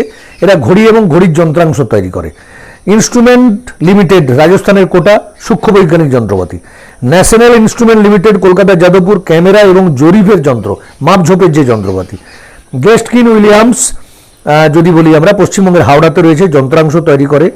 রেমিংটন, পশ্চিমবঙ্গের হাওড়া, টাইপরাইটার যন্ত্র তৈরি করে। ইলেকট্রনিক্স কর্পোরেশন অফ ইন্ডিয়া, অন্ধ্রপ্রদেশের হায়দ্রাবাদ, রেডিও, টিভি, কম্পিউটারের নানান যন্ত্রাংশ এরা তৈরি করতে দেখা যায়। এছাড়াও Godrej, Facit, Ajanta, BPL, Weston, Philips, এই সমস্ত অনেক কোম্পানি আছে। তোমরা আরও বিভিন্ন কোম্পানির সঙ্গে তোমরা পরিচিতি পাবে। তোমরা দেখবে আমাদের প্রত্যেকটি দৈনন্দিন ব্যবহার্য সূক্ষ্ম যন্ত্রপাতিগুলো ওই সমস্ত কোম্পানি থেকে তৈরি হয়ে আসছে। এবার ভারী ইঞ্জিনিয়ারিং বলুন, বেশি ওজনের যন্ত্রপাতি ও জিনিসপত্র নির্মাণ শিল্পকে ভারী ইঞ্জিনিয়ারিং শিল্প বলে। ভালো করে শুনে নাও, বেশি ওজনের যন্ত্রপাতি এবং ভারী জিনিসপত্র নির্মাণ শিল্পকে ভারী ইঞ্জিনিয়ারিং শিল্প বলে। লৌহ ইস্পাত শিল্প এবং অন্যান্য বৃহদায়তন শিল্পের জন্য যে যন্ত্রপাতিগুলো দরকার, ধরে নাও একটা জায়গায় লৌহ ইস্পাত শিল্পকেন্দ্র তৈরি হবে, তাহলে আমি ইস্পাত উৎপন্ন করব। তাহলে ইস্পাত উৎপন্ন হতে গেলে যে সমস্ত যন্ত্রপাতির সাথে ইস্পাতটা উন্নত হচ্ছে সেই যন্ত্রটাকে ভারী ইঞ্জিনিয়ারিং শিল্প বলছি আমরা। ধরে নাও একটা বড় জায়গায় বিদ্যুৎ উৎপাদন কেন্দ্র হবে, বিদ্যুৎ উৎপন্ন হতে গেলে যে যন্ত্রটা, জলবিদ্যুৎ উৎপন্ন হবে, তার জন্য যে যন্ত্রটা বসানো হচ্ছে সেটাকে আমরা ভারী ইঞ্জিনিয়ারিং শিল্প বলবো। অ্যাজ পার এক্সাম্পল দেওয়া যেতে পারে ভারী যন্ত্রপাতি, কৃষি যন্ত্রপাতি, খনি যন্ত্রপাতি, যানবাহন, ভারী বৈদ্যুতিক যন্ত্রপাতি ইত্যাদি ইত্যাদি। এবার এখানে কতগুলো জিনিস আমরা আলোচনা করব। এক নজরে ভারতের রেল ইঞ্জিন সংক্রান্ত কতগুলো জিনিস আলোচনা করবো আমরা। যেমন প্রশ্ন পড়ে 1 নম্বরের এমসিকিউ, যে ভারতের একটি রেল ইঞ্জিন তৈরি কারখানার নাম বলো। পূর্বাঞ্চল মানে আমাদের পশ্চিমবঙ্গের চিত্তরঞ্জন লোকোমোটিভ ওয়ার্কস পশ্চিমবঙ্গে রয়েছে, Jessop Dumdum Paschimbanga, Tata engineering and locomotive works ওটা রয়েছে জামশেদপুরে। আর উত্তরাঞ্চলে যদি ধরি diesel locomotive works Banaras, diesel engine তৈরি হয় সব বেনারসে। মধ্যাঞ্চলে Bharat heavy electricals limited Bhopal, আর wheel and axle plant Bengaluru, wheel and axle plant Bengaluru Karnataka. রেলের বগি বা কোচ নির্মাণ কোথায় হয়? রেলের বগি যেসব কলকাতাতে তৈরি হয়। দক্ষিণাঞ্চলে Bharat earth movers limited Bengaluru, integral coach factory Chennai Perambur Tamil Nadu. রেলের ওয়াগন তৈরি হয় রাজস্থানের ভরতপুরে পশ্চিম ভারতে। রেলের যন্ত্রাংশ অনেক জায়গাতে তৈরি হয়, যেমন ভারত হেভি ইলেকট্রিক্যালস লিমিটেড ভেল, যেটা বড় Bharat heavy electricals limited Bhopal Madhya Pradesh. বেঙ্গালুরুতে রেলের চাকা এবং এক্সেল তৈরি হয়। পাঞ্জাবের পাতিয়ালাতে ডিজেল ইঞ্জিন তৈরি হয়। দুর্গাপুর রাউরকেল্লাতে জামশেদপুরে রেলের চাকা এক্সেল এবং রেলের সমস্ত যন্ত্রাংশ তৈরি হয়। আর রেলের মেরামতি এবং ওয়ার্কশপ আমাদের পশ্চিমবঙ্গে একটা বড় ওয়ার্কশপ রয়েছে, পশ্চিমবঙ্গের কাঁচরাপাড়া, পশ্চিমবঙ্গের আগরপাড়া, পশ্চিমবঙ্গের খড়গপুর, আর অন্ধ্রপ্রদেশের তিরুপতি। এখন আমাদের ভারতে ইঞ্জিনিয়ারিং শিল্প গড়ে উঠতে গেলে কী ধরনের ইনফ্রাস্ট্রাকচার দরকার, আমার ওই ধরনের প্রশ্নগুলো অতটা আসে না, কিন্তু আমি রেলেভেন্ট একটু বলে দিচ্ছি। যে কোনো শিল্প তৈরি হতে গেলে তার অবস্থানগত সুবিধা মানে ভালো সমতল জায়গা দরকার। 2 নম্বর, যে শিল্প তৈরি করব তার প্রয়োজনীয় সমস্ত কাঁচামাল দরকার প্রচুর পরিমাণে, সে কাঁচামালের সহজলভ্যতা পেতে হবে। বিদ্যুৎ দরকার, জলের যোগান দরকার, অনুকূল জলবায়ু দরকার, উন্নত পরিবহন দরকার, আর কি উচ্চশিক্ষিত ইঞ্জিনিয়ারের সহজলভ্যতা দরকার, মূলধন দরকার, বন্দরের নৈকট্য দরকার, চাহিদা দরকার, আর সর্বোপরি উন্নত প্রযুক্তি। গোটা পৃথিবী যেভাবে ছুটছে, আমাদের এখানকার কোম্পানিগুলোকেও কিন্তু আধুনিক যন্ত্রপাতি তৈরি করতে হবে, যাতে আমরা আন্তর্জাতিক ক্ষেত্রে প্রতিযোগিতায় সঠিকভাবে অংশ নিতে পারি। স্থানীয় বিদেশ থেকে আমদানিকৃত যন্ত্রাংশের পর্যাপ্ততা থাকতে হবে। আর সরকারি ক্ষেত্র এবং বেসরকারি ক্ষেত্র থেকে মূলধন বিনিয়োগের মতো পর্যাপ্ততা থাকতে হবে। এবং সরকার, একটা দেশের সরকারের অবলম্বিত নীতির দ্বারাই কিন্তু শিল্প, কৃষি, অন্যান্য ডেভেলপমেন্টগুলি একটা উন্নতির শিখরে পৌঁছাতে পারবে। সেই পরিবেশ এবং বাতাবরণ থাকা দরকার। তোমরা এখানে যে বিভিন্ন কোম্পানিগুলোর নাম শুনলে তোমাদের মনে হয়তো একটা অনেক কৌতূহল তৈরি হতে পারে। তোমরা যখন এখন মাধ্যমিক পড়ছো, তো পরবর্তীকালে তোমরা যখন সায়েন্স পড়বে বা কেউ আর্টস পড়বে, কেউ কমার্স পড়বে, তোমরা যদি প্রশাসনিক ক্ষেত্রে চাকরির জন্য যাও, তোমরা এই সমস্ত কোম্পানিতে বড় বড় পদে চাকরি করতে পারো। এবং বেসিক্যালি এই সমস্ত ইঞ্জিনিয়ারিং শিল্পে চাকরি করতে গেলে তোমাদের ইঞ্জিনিয়ার হতে হবে। সেক্ষেত্রে তোমাদের ম্যাথামেটিক্স, বিজ্ঞান, ইংরেজি এগুলি ভালো করে পড়াশোনা করতে হবে। এখন থেকে স্বপ্ন তৈরি করতে হবে যে ভেল, ভারত হেভি ইলেকট্রিক্যালস লিমিটেড, লোভনীয় চাকরি, বেতন বেশি। আমি পরে যখন পেট্রোরসায়ন শিল্প পড়াবো দেখবে সেখানেও আরও বেতন বেশি, চাকরি বাকরি সব পাওয়া যায়। এইগুলো হচ্ছে আমাদের কাজের উপযোগের ক্ষেত্র। রেলের চাকরি, অন্যান্য যন্ত্রপাতি নির্মাণ শিল্পের চাকরি, ইঞ্জিনিয়াররা, আমাদের পশ্চিমবঙ্গের বহু ইঞ্জিনিয়ার এই সমস্ত কলকারখানায় কাজ করেন।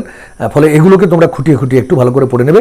এর সঙ্গে আরেকটি রেলিভেন্ট দুটো জিনিস আমি বলে দিই, অনেক সময় প্রশ্ন দেয়, এখন সিলেবাসে ওগুলো নেই। ভারতের জাহাজ নির্মাণ কেন্দ্রগুলো, যেমন কলকাতার garden reach ship builders and engineers limited, বিশাখাপত্তনমে একটা জাহাজ নির্মাণ কেন্দ্র আছে, মুম্বাইতে একটা জাহাজ নির্মাণ কেন্দ্র আছে। এইগুলো জাহাজ নির্মাণ কেন্দ্র। আর বিমানপথ তৈরির কারখানা যদি বলি, কানপুরে বিমান তৈরি হয়, নাসিকে বিমান তৈরি হয়, বেঙ্গালুরুতে বিমান তৈরি হয়, এগুলোতে সব বিমানপথ তৈরির কারখানা রয়েছে। আমাদের ভারতেও বিমান তৈরি হয়। এইগুলো সম্পর্কে একটু জেনে রাখবে এই চ্যাপ্টার। অটোমোবাইল শিল্প, মোটর যানবাহন নির্মাণ শিল্প, ভারী ইঞ্জিনিয়ারিং শিল্পের মধ্যে অন্যতম হলো মোটর নির্মাণ শিল্প। এর মধ্যে পড়ে মোটরসাইকেল, স্কুটার, বাস, ট্রাক, লরি, এগুলো। তোমরা জানবে যে এই স্বাধীনতার পূর্বে এই শিল্পের বিকাশ ততখানি ঘটেনি, কিন্তু 1948 মুম্বাইয়ের উপকণ্ঠে মাতুঙ্গা বলে একটা জায়গা আছে এবং কলকাতার উপকণ্ঠে উত্তরপাড়া বলে একটা জায়গা আছে। এই দুটো জায়গাতে হিন্দুস্তান মোটরস লিমিটেড প্রথম পূর্ণাঙ্গ একটা অটোমোবাইল ইন্ডাস্ট্রি স্থাপন করে। 1983 সালে হরিয়ানার গুরগাঁওতে আরেকটি বড় শিল্পোদ্যোগ তৈরি হয়, মারুতি উদ্যোগ লিমিটেড। ভারতের প্রধান প্রধান মোটর গাড়ি নির্মাণ শিল্প সম্পর্কে আমরা একটু আলাপ আলোচনা করব। তার আগে আমরা জেনে নেব যে অটোমোবাইল ইন্ডাস্ট্রি গড়ে তোলার জন্য কীরকম ভৌগোলিক অর্থনৈতিক পরিবেশ দরকার। এখানে ওই শিল্পের মতোই কাঁচামাল দরকার, প্রচুর পরিমাণে লৌহ ইস্পাতজাত দ্রব্য, এবং একটা মোটর গাড়ি, একটা বাস, একটা লরিকে টোটাল অ্যাসেম্বল করতে গেলে তার জন্যে যা সমস্ত অন্যান্য যন্ত্রাংশ, যন্ত্রপাতি, ফোম, নারকেলের ছোবড়া, গদি, ইলেকট্রিক যন্ত্রপাতি যা কিছু লাগে সমস্ত কাঁচামালগুলো লাগতে হবে। তার মানে ইস্পাত, লোহা, চামড়া, প্লাস্টিক, টায়ার, কাঁচ, রং, যন্ত্রপাতি, কলকবজা, ইঞ্জিন, সমস্ত উপকরণ সেটা ভারত থেকেও পাওয়া যেতে পারে, বিদেশ থেকেও আমদানি করা যেতে পারে। আর মূলত ভারতের বেশিরভাগ মোটর গাড়ি নির্মাণ শিল্পটা বেসরকারি উদ্যোগে বিকাশ লাভ করেছে। সেক্ষেত্রে টাটা, বিড়লা, এই সমস্ত যে গোষ্ঠী, বাজাজ, এই সমস্ত যে গোষ্ঠী, মার্কিন যুক্তরাষ্ট্র থেকে কোম্পানি এসেছে, ফোর্ড জেনারেল মোটরস, দক্ষিণ ভারতে ওদের কারখানা রয়েছে, Mercedes Benz, Suzuki, Mitsubishi, Hyundai, Uno Italy থেকে এসেছে। ভারতীয় মোটর গাড়ির ব্যাপক চাহিদা থাকার জন্য এগুলো সব রয়েছে। এখানে প্রচুর পরিমাণে ওই কাঁচামালের দরকার। আর অটোমোবাইল ইন্ডাস্ট্রি তৈরি হওয়ার জন্য যে বিদ্যুতের দরকার, বিদ্যুতের যোগান আমাদের দেশে রয়েছে, জলের যোগান রয়েছে, উন্নত পরিবহন রয়েছে, দক্ষ শ্রমিক রয়েছে, জলবায়ু অনুকূল। যেখানে যেখানে বড় বড় মোটর গাড়ি নির্মাণ শিল্প হচ্ছে সেখানে জলবায়ুটা অনুকূল। অনুকূল মধ্যে আমরা কখনোই লাদাখে গিয়ে একটা অটোমোবাইল ইন্ডাস্ট্রি তৈরি করতে পারবো না, বা জয়পুর, এই রাজস্থানের মরু অঞ্চলের ভেতরে গিয়ে করতে পারবো না। অর্থাৎ একটা কলকারখানা হতে গেলে সেখানে কমিউনিটি গড়ে উঠবে, মানুষ সেখানে কাজ করবে, তাদের বেঁচে থাকার জন্য যে ধরনের জলবায়ু দরকার সেটা দরকার। মূলধন প্রচুর পরিমাণে বেসরকারি উদ্যোগে বেশি মূলধন, সরকারি উদ্যোগে কম। উন্নত প্রযুক্তি ব্যবহার করা হচ্ছে। বিভিন্ন ধরনের মোটর গাড়ির এবং বাস, লরি, ট্রাক, তাদের সব ইনোভেশন হয়েছে, পরিবর্তন হয়েছে। আর আমাদের যেহেতু জনসংখ্যা প্রচুর, সেই জন্য আমাদের বাজারটা ভালো। আর এই সমস্ত উৎপাদিত পণ্য সামগ্রীকে ভারতের বিভিন্ন বন্দর দিয়ে বাইরে রপ্তানি করা হয়। আমরা ভারতে যে সমস্ত অটোমোবাইল কারখানাগুলো রয়েছে, মারুতি উদ্যোগ লিমিটেড একটা যদি বলি, গুরগাঁও, হরিয়ানা, মারুতি ওমনি, ইকো, জেন এগুলো উৎপন্ন করে। হিন্দুস্তান মোটরস লিমিটেড অ্যাম্বাসেডর এবং কন্টেসা গাড়ি উৎপন্ন করে। হিন্দ মোটর পশ্চিমবঙ্গ, আর একটা তিরুভাল্লুর তামিলনাড়ুতে রয়েছে, আর একটা রয়েছে পিথমপুরি মধ্যপ্রদেশে রয়েছে। সেখানে মোটর গাড়ি, ট্রেকার, বুলডোজার সব তৈরি হয়। অশোক লেল্যান্ড লিমিটেড খুব বড় ধরনের ভারবাহী বাস, ট্রাক, লরি তৈরি করে। চেন্নাই তামিলনাড়ু, ভান্ডারা মহারাষ্ট্র, আলোয়ার মহারাষ্ট্র, অশোক লেল্যান্ড। মহিন্দার অ্যান্ড মহিন্দার বড় company, Bolero, Xylo, Scorpio, jeep, truck, তোমরা গাড়িগুলো দেখবে একটু আধটু। মহারাষ্ট্রের মুম্বাই, মহারাষ্ট্র, জাহিরাবাদ, অন্ধ্রপ্রদেশ, নাসিক, ইগতপুরি, হায়দ্রাবাদ, এই সমস্ত জায়গাতে রয়েছে। Tata engineering and locomotive works ভারতের একটা বড় কোম্পানি, জামশেদজি টাটার। ইন্ডিকা, ইন্ডিগো, ন্যানো মোটর গাড়ি, লরি, বাস, ছোট যাত্রীবাহী গাড়ি, যেমন রূপনগরে এই কোম্পানি আছে, পাঞ্জাব, এবং জামশেদপুরে এর কোম্পানি আছে। গুজরাটেও কোম্পানি হয়েছে, হায়দ্রাবাদেও কোম্পানি হয়েছে। ভারতের দুচাকার গাড়ি কোম্পানিগুলো অনেক বেশি। দুচাকার যান্ত্রিক যান নির্মাণে ভারত চীনের পরেই দ্বিতীয়। ভাবতে পারছো, ভারত দ্বিতীয় স্থান অধিকার করেছে, চীন প্রথম।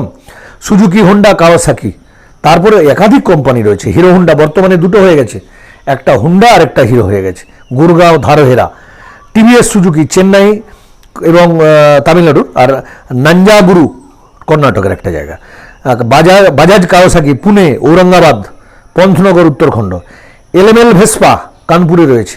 ইয়ামা এক্সকট ফরিদাবাদে রয়েছে। তাহলে হোন্ডা, সুজুকি, ইয়ামা এগুলো বিদেশি কোম্পানি। এছাড়া জাপানের হোন্ডা লখনৌ কারখানা করেছে, কোরিয়ার দেউ এবং সুজুকি, জার্মানির মার্সিডিজ, অডি, মার্কিন যুক্তরাষ্ট্রের ফোর্ড, জাপানের মিৎসুবিশি, হুন্ডাই, জোডা এবং টয়োটা গাড়ি, এগুলো সব কিন্তু ভারতেই প্রোডাক্ট হচ্ছে। এবং অনেক অনেক জায়গাতে তিন চাকার গাড়ি তৈরি হয়েছে, ছোট ছোট মালবাহী গাড়ি, যাত্রীবাহী গাড়ি। হ্যাঁ, আর তোমরা অনেকেই জানো যে অনেক সময় ভারতের সঙ্গে বিদেশি কিছু কিছু কোম্পানির টাই আপ হয়ে বেশ কিছু মোটর গাড়ি তৈরি হয়েছে। আমরা সেই সমস্ত জায়গা, ভারতের বিভিন্ন জায়গায়, যেমন মধ্যপ্রদেশের জব্বলপুর, নিশান জাপানের সঙ্গে সহযোগিতা করে হয়েছে। MAN জার্মানি যৌথ উদ্যোগে শক্তিমান ট্রাকগুলো, যেগুলো মিলিটারিতে গাড়ি হিসেবে ব্যবহার করা হয়। তাহলে উত্তরোত্তর কিন্তু অটোমোবাইল ইন্ডাস্ট্রিটা ভারতে আস্তে আস্তে বৃদ্ধি পাচ্ছে। এখন কেউ কেউ বলছেন যে ভারতের পিথমপুর প্রচুর গাড়ি তৈরি করে, সেই জন্য তাকে আমরা ভারতের ডেট্রয়েট বলবো। আবার অনেক ভূগোলবিদ বলছেন চেন্নাইকে ভারতের ডেট্রয়েট বলা হয় বেশি মোটর গাড়ি উৎপন্ন করার জন্য। তোমরা এই অংশটা ভালো করে পড়ে রাখবে। অনেক সময় ভারতের একটি মোটর গাড়ি নির্মাণ কেন্দ্র বলে দেয় কলকাতার উত্তরপাড়া।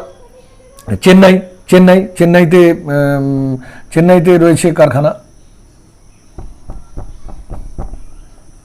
চেন্নাইতে রয়েছে, দক্ষিণ ভারতে মুম্বাইতে দ্য প্রিমিয়ার অটোমোবাইলস লিমিটেড, আর এখানে হরিয়ানার গুরগাঁওতে উত্তর ভারতে মারুতি উদ্যোগ লিমিটেড রয়েছে। তাহলে একটি মোটর গাড়ি নির্মাণ কেন্দ্র, এটা কিন্তু ম্যাপ পয়েন্টিং পড়তে পারে। ছাত্রছাত্রীরা, এবার আমরা একটা অত্যাধুনিক শিল্প এবং উৎপাদিত শিল্পপণ্য সম্পর্কে আমাদের আরও আলোচনা হবে। পেট্রোরসায়ন শিল্প। উন্নত প্রযুক্তির মাধ্যমে খনিজ তেল বা পেট্রোলিয়াম থেকে যে উপজাত দ্রব্যগুলো পাওয়া যায়, সেটাকে রাসায়নিক প্রক্রিয়ার মাধ্যমে আমরা যখন বহু প্রকার রাসায়নিক দ্রব্যাদি প্রস্তুত করি যে শিল্পের মাধ্যমে, তাকে আমরা পেট্রোরসায়ন শিল্প কেন্দ্র বলবো। তাহলে উন্নত প্রযুক্তির মাধ্যমে খনিজ তেল এবং পেট্রোলিয়াম থেকে প্রাপ্ত যে উপজাত দ্রব্য, সেখান থেকে রাসায়নিক সংশ্লেষের মাধ্যমে আমরা বহুবিধ রাসায়নিক দ্রব্যাদি এবং অন্যান্য ভোগ্যপণ্য প্রচুর পরিমাণে উৎপন্ন করি যে শিল্পের মাধ্যমে, তাকেই আমরা পেট্রোরসায়ন শিল্প বলবো। এখন ভারতে এই শিল্পের সূচনাকালটা 1966 সাল থেকে শুরু হয়েছে। প্রথম ট্রম্বেতে একটি বহুজাতিক কোম্পানি, বেসরকারি সংস্থা ইউনিয়ন কার্বাইড লিমিটেড প্রথম এই কারখানাটা স্থাপন করেন 1966। 1968 সালে department of chemical and petrochemicals তার যে প্রশাসনিক কর্তৃত্বাধীন একটা সংস্থা central institute of plastic engineering and technology, তার একটা স্বশাসিত সংস্থা কেন্দ্রীয় সরকারের, তারা দেশের বিভিন্ন জায়গাতে আরও অন্যান্য পেট্রোরসায়ন শিল্পকেন্দ্র স্থাপন করে। তারা খুব অল্প সময়ের মধ্যে কিন্তু আমরা ভারতে এই শিল্পের বিকাশটা ঘটিয়েছি। 1966 আজকে 2020, আমরা খুব অল্প দিনের মধ্যে এই শিল্পের বিকাশ ঘটিয়েছি। সেই জন্য এই শিল্পটাকে আমরা বলি সানরাইজ ইন্ডাস্ট্রি, বা ইংরেজি বাংলাতে বলবো উদীয়মান শিল্প। আরেকটা ঘটনা, এই শিল্পের যে কানেকশনটা, এই শিল্প থেকে যেসব পণ্য সামগ্রী উৎপাদিত হয়, আমরা মানুষ হিসেবে সকাল থেকে রাত্রি পর্যন্ত সবগুলি ব্যবহার করি। সেই কারণে শিল্পের বেশিরভাগ জায়গাটা দখল করার জন্য বা এই শিল্পের ব্যাপ্তিটা বেশি হওয়ার জন্য এটাকে আমরা বলি শিল্প দানব বা জায়েন্ট ইন্ডাস্ট্রিয়াল বলা হয়। এটা মাথার মধ্যে রাখতে হবে। এখানে আমরা আরেকটা জিনিস সম্পর্কে একটু আলোচনা করে দেবো, এটা পরীক্ষাতে পড়ে অনেক সময়, যেটাকে আমরা বলবো অনুসারী শিল্প। এটা অনেক সময় 2 নম্বরের একটা এমসিকিউ পড়ে, অনুসারী শিল্প। এখন অনুসারী শিল্প কাকে বলবো না, যখন কোনো বড় শিল্পকে কেন্দ্র করে ওই শিল্পের উপর নির্ভরশীল হয়ে বা ওই শিল্পের সহযোগী অপেক্ষাকৃত ছোট ছোট শিল্প তৈরি হয়। একটা বড় শিল্প, একটা বড় কলকারখানা তৈরি হয়েছে, তাকে কেন্দ্র করে সেই শিল্পের উপর নির্ভর করে যে পাশাপাশি আরও অনেক অসংখ্য ছোট ছোট শিল্প গড়ে উঠলো, তাকেই আমরা বলবো অনুসারী শিল্প। তার মানে অনুসারী শিল্প এবং তার পাশে গড়ে ওঠা বড় শিল্প একে অপরের সঙ্গে ভীষণভাবে নির্ভরশীল। তাহলে পেট্রোকেমিক্যাল শিল্প হচ্ছে প্রধান শিল্প, তাকে কেন্দ্র করে অসংখ্য অনুসারী শিল্পের সমন্বয় আমরা ঘটতে লক্ষ্য করি। যেমন একটা উদাহরণ দেওয়া যেতে পারে, যে যখন আমি খনিজ তেলকে শোধন করছি, খনিজ তেলকে শোধন করতে গিয়ে সেখান থেকে আমরা পাচ্ছি naphtha, ethylene, propylene, methane, propane, butane, ethanol, benzol, pentane ইত্যাদি ইত্যাদি। এই এতগুলো যে যৌগ, এগুলো কিন্তু অন্যান্য অনেক কলকারখানা তৈরির ক্ষেত্রে গুরুত্বপূর্ণ ভূমিকা পালন করে। আমরা এখান থেকে কী কী দ্রব্য পাবো, উৎপন্ন হবে কী করে? পেট্রোকেমিক্যাল ইন্ডাস্ট্রি থেকে রাসায়নিক দ্রব্য উৎপন্ন হবে, ethylene, benzene, carbon black, propylene উৎপন্ন হবে, polymer, polyethylene, polyvinyl chloride, plastic, কৃত্রিম রবার, কৃত্রিম তন্তু, পলিয়েস্টার, তারপরে filament yarn, nylon filament yarn, acrylic তন্তু, নানা ধরনের সলভেন্ট, এ থেকে অন্যান্য ব্যবহার্য দ্রব্য, জুতা, টায়ার, টিউব, বর্ষাতি, ব্যাগ, বালতি, মগ, আসবাবপত্র, দরজা, জানলা, সব। আমরা যদি দেখি পেট্রোকেমিক্যাল ইন্ডাস্ট্রি মানে পেট্রোলিয়ামের উপজাত দ্রব্য থেকে একদম সেই পেস্ট থেকে শুরু করে, পেস্টের যে কাঁচামাল, সকালবেলা যে দানামাজি, তার যে কাঁচামাল, আর ব্রাশ, যেটা সেই ব্রাশ থেকে শুরু করে আমরা চালু করলাম। তুমি যে ব্যাগটা নিয়ে স্কুলে এসছো, সেই ব্যাগটাও পেট্রোলিয়ামজাত পদার্থের উপজাত দ্রব্য থেকে তৈরি হয়েছে। তুমি সাইকেলের যে টায়ার টিউব, তোমার যে কলমের বডি, তোমার কলমের ভেতরে যে ছোট একটা ওটাকে রিফিলের মধ্যে যে কালিটা থাকে, কালি রিফিলটা, বাড়িতে যত ইলেকট্রিকের তারের কভারটা, বাড়িতে যত ইলেকট্রনিক্স অ্যাপ্লিয়েন্স আছে, ফ্রিজ, টেলিভিশন, কম্পিউটার, তার যে সব বক্স টক্সগুলো, যাবতীয় যা, এখন প্লাস্টিক ডোর তৈরি হচ্ছে, উইন্ডো তৈরি হচ্ছে, এবং বিভিন্ন ধরনের ডিটারজেন্ট, বিভিন্ন ধরনের সাবানের র মেটেরিয়ালস, বিভিন্ন ধরনের ক্রিমের র মেটেরিয়ালস। একদম রাত্রিতে ঘুমোতে যাচ্ছ, সুইচটা অফ করছে, সেই সুইচটাও কিন্তু তৈরি হচ্ছে পেট্রো রসায়ন শিল্পের বিভিন্ন উপজাত দ্রব্য থেকে। ফলে এর ব্যাপক বহুধা রয়েছে। ভারতের প্রধান প্রধান পেট্রো রসায়ন শিল্পকেন্দ্র পশ্চিমাঞ্চলে যদি দেখি, মহারাষ্ট্রের ট্রম্বে, থানে, চেম্বুর অঞ্চলে রয়েছে, গুজরাটের ভদোদরা, কয়ালি, হাজিরা এবং জামনগর একটা বড় জায়গা, দাহেজ একটা বড় শিল্প রয়েছে। 1969 সালে ইন্ডিয়ান পেট্রোলিয়াম কর্পোরেশন পেট্রোরসায়ন শিল্পকে অলিম্পিন কমপ্লেক্স নাম দিয়ে বড় বড় বৃহত্তম পেট্রোরসায়ন শিল্পাঞ্চল তৈরি করেছে। দক্ষিণাঞ্চলে 1970 সালে আমরা যদি দেখি, দক্ষিণাঞ্চলে ম্যাড্রাস পেট্রোকেমিক্যাল শিল্পকেন্দ্রটি তৈরি হয়েছে, হার্ডিলিয়া কেমিক্যালস লিমিটেড। উত্তর পূর্বাঞ্চলে আসামের বঙ্গাইগাঁও, এই যে বঙ্গাইগাঁও দেখতে পাচ্ছ, পেট্রোরসায়ন শিল্পের কেন্দ্র। আমাদের পূর্ব মেদিনীপুরের হলদিয়া পেট্রোরসায়ন শিল্পকেন্দ্র, জামনগর গুজরাটের পেট্রোরসায়ন শিল্পকেন্দ্র, ভাদোদরা পেট্রোরসায়ন শিল্পকেন্দ্র গুজরাটের, মহারাষ্ট্রের ট্রম্বে, এখানে কাছাকাছি থানে, সেখানেও পেট্রোরসায়ন শিল্পকেন্দ্র রয়েছে। তাহলে ভারতের সম্ভাব্য অন্যান্য অনেক জায়গাতে আরও পেট্রোকেমিক্যাল ইন্ডাস্ট্রি তৈরি করার চেষ্টা চলছে, সেগুলো যথাক্রমে কোচি, ম্যাঙ্গালোর, বিশাখাপত্তনম, মথুরা, বারাউনি, পানিপথ, মুরলীগড়, নুমালীগড় বলে একটা জায়গা আছে। এই সমস্ত জায়গায় আরও সম্ভাবনাময় পেট্রোরসায়ন শিল্পকেন্দ্র গড়ে তোলার চেষ্টা চলছে। তার মানে পেট্রোরসায়ন শিল্প এমন একটা শিল্প যেটার থেকে উৎপাদিত পণ্য সামগ্রী মানুষ সবসময় ব্যবহার করে, দৈনন্দিন ব্যবহার্য দ্রব্য হিসেবে কাজে লাগে। এবার ভারতে পেট্রোরসায়ন শিল্পকেন্দ্র গড়ে উঠেছে মূলত এখান থেকে একটা প্রশ্ন পড়ে এরকম ধরনের যে পশ্চিম ভারতেই বেশি পেট্রোরসায়ন শিল্পকেন্দ্র কেন? তুমি যদি মানচিত্রটা দেখে নাও, সেখানে দেখবে গুজরাট এবং মহারাষ্ট্রেই বেশি পেট্রোরসায়ন শিল্পকেন্দ্র। হোয়াই, কেন পশ্চিমে এত বেশি পেট্রোরসায়ন শিল্পকেন্দ্র গড়ে উঠলো? এখানে পেট্রোরসায়ন শিল্পের মূল কাঁচামাল কি? খনিজ তেল। খনিজ তেল থেকে যে শোধন করতে গিয়ে যে উপজাত দ্রব্যটা পাওয়া যাচ্ছে সেটা। তাহলে এখানে কাঁচামালের সুযোগ সুবিধা রয়েছে। তুমি এখানে খেয়াল করো তো, তোমাদের মনে থাকার দরকার, মুম্বাইয়ের পাশে আরব সাগরের উপরে রয়েছে মুম্বাই হাই অঞ্চল। সেই মুম্বাই হাই অঞ্চল থেকে খনিজ তেলটাকে উত্তোলন করে ট্রম্বেতে, থানেতে পাইপলাইন যুগে পাঠিয়ে দেওয়া হয়। তাছাড়া আমরা এখানে অনেক নীলম, পান্না, হীরা, মতি, আলিয়াবেত, এই সমস্ত সমুদ্রগর্ভের কতগুলো তেলের খনি রয়েছে। গুজরাটে আঙ্কলেশ্বর, কোসাম্বা, কল্লোল, সানন্দ, ওয়াভেল, কাডি, নওগ্রাম, ঢোলকা, বিভিন্ন জায়গাতে প্রচুর তেলের খনি রয়েছে। তাহলে পেট্রোরসায়ন শিল্পের প্রধান কাঁচামাল খনিজ তেল।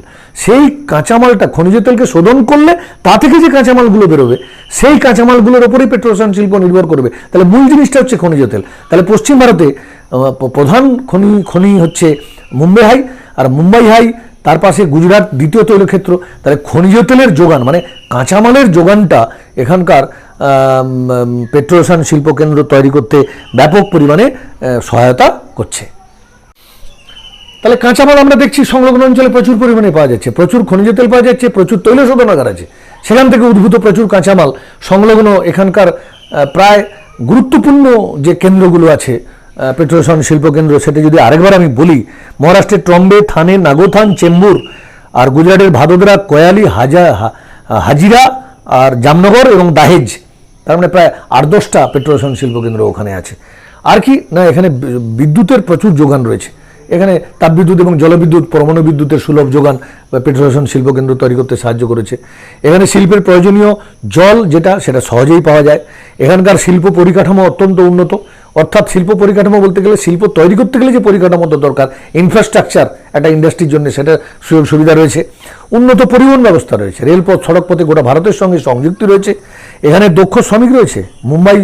মুম্বাই শহর মানে প্রচুর পরিমাণে ইঞ্জিনিয়ার তৈরি হয়। মহারাষ্ট্র, গুজরাটে প্রচুর ইঞ্জিনিয়ারিং কলেজ রয়েছে, কর্ণাটকে প্রচুর ইঞ্জিনিয়ারিং কলেজ রয়েছে, বলে সংলগ্ন এলাকা থেকে প্রচুর দক্ষ শ্রমিক পাওয়া যায়, অদক্ষ শ্রমিক পাওয়া যায়। আর পেট্রোরসায়ন শিল্প থেকে যে কাঁচামালগুলো পাওয়া যায়, তা থেকে যে সমস্ত অনুসারী শিল্প গড়ে ওঠে এবং অন্যান্য ভোগ্যপণ্য যেগুলো তৈরি হয়, তাদের প্রত্যেকটাই বাজারে প্রচুর পরিমাণে চাহিদা রয়েছে, সেগুলো দৈনন্দিন ব্যবহার্য দ্রব্য হিসেবে ব্যবহৃত হয়। ফলে স্বাভাবিকভাবেই এই চাহিদাটাও প্রচুর রয়েছে। তাহলে চাহিদা বেশি থাকার জন্য এই শিল্পে মূলধন বিনিয়োগ করার ক্ষেত্রে কোনো সমস্যা তৈরি হতে লক্ষ্য করা যায় না। সে কারণেই আমরা যদি লক্ষ্য করি তাহলে দেখব পশ্চিম ভারতে পেট্রোরসায়ন শিল্পের যে দ্রব্য, পেট্রোরসায়ন শিল্প থেকে যে দ্রব্যটা তৈরি হয়, তার ব্যাপক পরিমাণ চাহিদা থাকার জন্য আমরা পশ্চিম ভারতে গুরুত্বপূর্ণভাবে পেট্রোরসায়ন শিল্পের উন্নতি লক্ষ্য করছি। এই চ্যাপ্টার থেকে পেট্রোরসায়ন শিল্প কাকে বলে, পেট্রোরসায়ন শিল্পে কী কী উপজাত দ্রব্য পাওয়া কাজে লাগে, পেট্রোরসায়ন শিল্প থেকে কী কী পণ্য সামগ্রী উৎপন্ন হয়, অনুসারী শিল্প কাকে বলে, উদীয়মান শিল্প কাকে বলে, শিল্প দানব কাকে বলা হয়, এবং ভারতের প্রধান প্রধান পেট্রোরসায়ন শিল্পকেন্দ্রগুলো কোথায় অবস্থিত, আর সর্বোপরি পশ্চিম ভারতে পেট্রোরসায়ন শিল্পকেন্দ্র গড়ে ওঠার কারণগুলি কী কী, এই প্রশ্নগুলো কিন্তু এখান থেকে আসতে পারে। আর একটা ম্যাপ পয়েন্টিংও আসতে পারে, হলদিয়া পেট্রোরসায়ন শিল্পকেন্দ্র দিয়ে দিতে পারে, পূর্ব ভারতের একটি পেট্রোরসায়ন শিল্পকেন্দ্র, পশ্চিম ভারতের একটি পেট্রোরসায়ন শিল্পকেন্দ্র দিয়ে দিতে পারে। সেক্ষেত্রে পেট্রোরসায়ন শিল্পকেন্দ্রগুলো কিন্তু ম্যাপ পয়েন্টিং একটু করে রাখবে। আমাদের শিল্পের যে শেষ অংশ যেটাকে আমরা তথ্য প্রযুক্তি শিল্প বলে চিহ্নিত করেছি, যে তথ্য প্রযুক্তি শিল্প হলো চতুর্থ শ্রেণীর অর্থনৈতিক ক্রিয়াকলাপ, বা এটাকে নব্য আধুনিক অর্থনৈতিক ক্রিয়াকলাপ বলে আমরা চিহ্নিত করতে পারি। আসলে মানুষের পরিষেবা প্রদানের জন্যই এইটা সৃষ্টি করা হয়েছে। ইংরেজিতে এটাকে বলা হয় ইনফরমেশন, যার বাংলা অর্থ হচ্ছে তথ্য। অর্থাৎ কোনো ব্যক্তি বা বস্তু বা অবস্থান সম্পর্কিত যাবতীয় পরিসংখ্যান ও গুণগত সংবাদ বা জ্ঞান যেটা আমরা পাই, সেটাকে আমরা তথ্য বলবো। এই তথ্যকেন্দ্রিক ক্রিয়াকলাপ যেমন তথ্য সংগ্রহ, তথ্য সৃষ্টি, তথ্য সজ্জিতকরণ, তথ্য আদান প্রদান, এর দ্বারা যখন আমরা বিপুল সংখ্যক মানুষকে আমরা পরিষেবাটা দিচ্ছি, অর্থাৎ এই ক্রিয়াকলাপ মানুষ শ্রম অপেক্ষা অনেকাংশেই প্রযুক্তি নির্ভর। স্বাভাবিকভাবে আমরা এইভাবে বলতে পারি যে আধুনিক আধুনিক প্রযুক্তির সাহায্যে, অর্থাৎ কম্পিউটার, কৃত্রিম উপগ্রহ, বিভিন্ন ডিভাইস, যন্ত্রাংশের সাহায্যে যে কোনো তথ্যের অন্বেষণ, সংরক্ষণ এবং সেটাকে মজুত করা, তার আধুনিকীকরণ করা, তার বিশ্লেষণ এবং প্রয়োগ করার ব্যক্তিগত বা সরাসরি উদ্যোগই হচ্ছে তথ্য প্রযুক্তি শিল্প। ওইটাকে আমি আরও একটু ব্যাখ্যা দিয়ে দিচ্ছি যে অত্যাধুনিক প্রযুক্তির সাহায্যে, অর্থাৎ কম্পিউটার, কৃত্রিম উপগ্রহ, বিভিন্ন ডিভাইস, অন্যান্য যন্ত্রাংশের সাহায্যে আমরা যখন যে কোনো তথ্যের সংগ্রহ করছি, সংরক্ষণ করছি, বিশ্লেষণ করছি, মজুতিকরণ করছি এবং সেটাকে বিশ্লেষণ করে সেটাকে যখন প্রয়োগ করিয়ে দিচ্ছি, তখন সেটাকে আমরা তথ্য প্রযুক্তি শিল্প বলবো। এখন ভারতের তথ্য প্রযুক্তি শিল্প উন্নতি বা বিকাশ লাভ করলো কিসের উপর ভিত্তি করে? না, তথ্য প্রযুক্তি শিল্প জ্ঞান এবং দক্ষতার উপর নির্ভরশীল, যেটা কেবল মানব সম্পদরাই করতে পারে।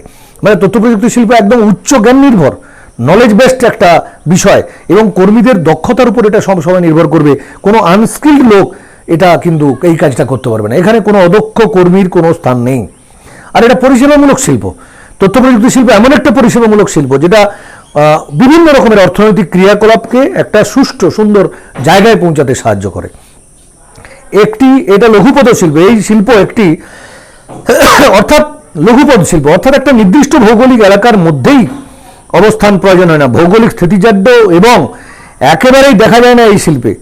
আমরা একটা ছোট্ট জায়গার মধ্যেই কিন্তু এই শিল্পটাকে গড়ে তুলতে পারি এবং করতে পারি। এই শিল্প সম্পূর্ণরূপে প্রযুক্তি নির্ভর শিল্প এবং উপগ্রহ যোগাযোগ ব্যবস্থা, কম্পিউটার, সফটওয়্যার, ডিভাইস এই সমস্ত কিছু থাকলেই আমরা এই শিল্পের অগ্রগতিটা ঘটাতে পারবো। এই শিল্পের সভ্যতার উৎকর্ষতার সাথে সাথে ক্রমবর্ধমান চাহিদা বৃদ্ধি পাচ্ছে, ফলে এই শিল্পের বিকাশের অন্যতম কারণ। তোমরা জানো তোমাদের বাড়ির এবং অনেক আত্মীয় স্বজন এই সফটওয়্যার ইঞ্জিনিয়ার হয়তো আছে, তারা দেখবে সাধারণ ক্ষেত্রের তুলনায় একটু বেশি বেতনের চাকরি বাকরি করে, কারণ তাদেরকে এই শিল্পে প্রচণ্ড পরিমাণে তাদের মেধা এবং জ্ঞানকে কাজে লাগাতে হয় এবং দীর্ঘ সময় ধরে কাজ করতে হয়।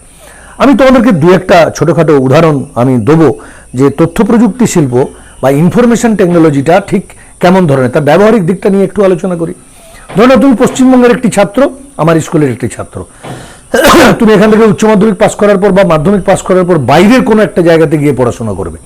তুমি বাড়িতে গিয়ে তোমার মোবাইলে নেট সংযোগ করে তুমি গুগলে গিয়ে তুমি সেই যে পড়াটি পড়বে, যে ইউনিভার্সিটিতে পড়বে, সেই সম্পর্কে তথ্য তুমি তোমার বাড়িতে বসেই কিন্তু জানার চেষ্টা করলে।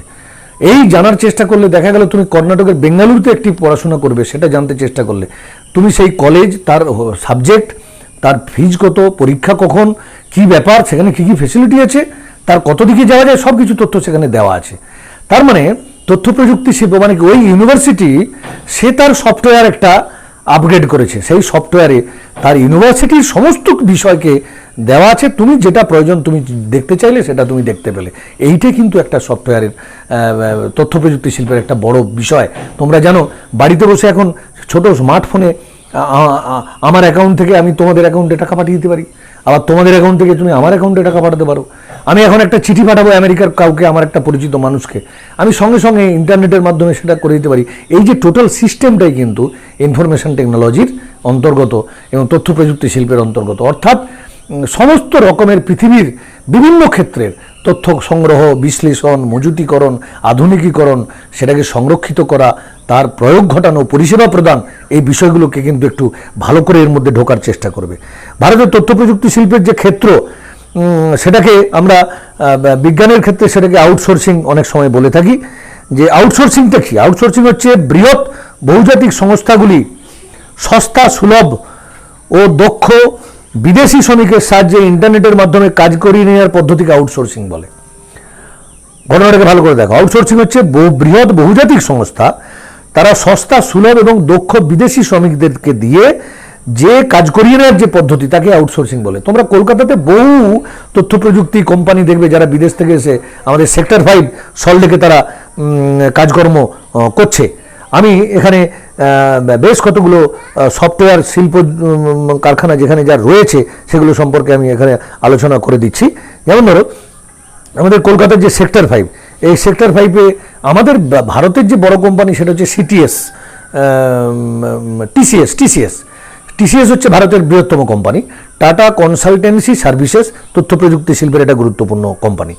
কগনিজেন্ট টেকনোলজিক্যাল সলিউশন, ওটা বিদেশি কোম্পানি, যেটা আমাদের সেক্টর 5-এ রয়েছে, আইবিএম রয়েছে, ইনফোসিস রয়েছে, উইপ্রো রয়েছে, এরকম অনেক তথ্য প্রযুক্তির কোম্পানিগুলো এখানে সব রয়েছে। আমি কতগুলো কোম্পানির এখানে নাম তোমাদের বলতে পারি, দেশীয় সংস্থা যেগুলো: Infosys, Wipro, Tata consultancy services, RS software, Globsyn technologies, millennium infosystem, NIIT limited, ACL infosystem limited, MLF Dalmia and co limited, DLF, Shapoorji Pallonji company ইত্যাদি ইত্যাদি। আর বিদেশি কোম্পানিগুলোর মধ্যে IBM, astral system, cognizant technology solution, United Airlines, Interca Inc, Price Water House Cooper, এরকম অনেক company, Samsung ট্যামসুং থেকে বহু কোম্পানি এখন এইটাতে ঢুকে গেছে। তোমরা অনেকে জানো যে হায়দ্রাবাদকে সাইবারাবাদ বলা হয়। হায়দ্রাবাদের টেকনোলজি তথ্য প্রযুক্তি শিল্পের জন্য একটা বিখ্যাত জায়গা। বেঙ্গালুরু একটা বিখ্যাত জায়গা তথ্য প্রযুক্তির জন্য দক্ষিণ ভারতে, যেটাকে আমরা ভারতের সিলিকন ভ্যালি বলি। আর আমাদের কলকাতার সল্টলেক সেক্টর 5-এ রয়েছে, নয়ডাতে রয়েছে, দিল্লির সংলগ্ন অঞ্চলে, মুম্বাইতে রয়েছে, কর্ণাটকের হুগলি, মহীশূর, ব্যাঙ্গালোর, হরিয়ানার চণ্ডীগড়, গুরগাঁও, কেরালার তিরুবনন্তপুরম, পশ্চিমবঙ্গের সল্টলেক, রাজারহাট, ছত্তিশগড়ের ভিড়াই, উড়িষ্যার ভুবনেশ্বর, গুজরাটের গান্ধীনগর, আহমেদাবাদ, আসামের গুয়াহাটি, উত্তরপ্রদেশের নয়ডা, এলাহাবাদ, বারাণসী, জম্মু কাশ্মীরের শ্রীনগর, হিমাচল প্রদেশের সিমলা, রাজস্থানের জয়পুর, মানে প্রায় বেশিরভাগ স্টেট ক্যাপিটাল, অনেকগুলো রাজ্যের স্টেট ক্যাপিটালে এই তথ্য প্রযুক্তি শিল্পের কেন্দ্রগুলো রয়েছে, যেখান থেকে তথ্য প্রযুক্তি শিল্পকে আরও উন্নতির জায়গায় নিয়ে যাওয়ার একটা চেষ্টা চলছে।